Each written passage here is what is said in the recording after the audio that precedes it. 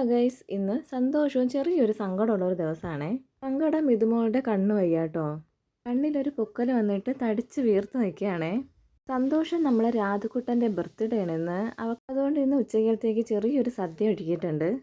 അതുൻ്റെ birthday ആയതുകൊണ്ട് സ്നേഹയും ആയിക്കുട്ടനും ധനുമോളും എത്തിയിട്ടുണ്ട്. ധനുമോൾക്ക് vaccination എടുത്തിട്ടാണ് വന്നത്. അതുകൊണ്ടാണ് മുഖമൊക്കെ ഒരുമാതിരി ഇരിക്കുന്ന, കരഞ്ഞ് തളർന്നിരിക്കുകയാണ്.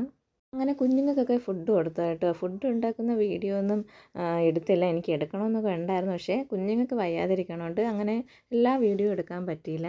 വൈകിട്ടായപ്പോൾ കേക്ക് എത്തി കേട്ടോ.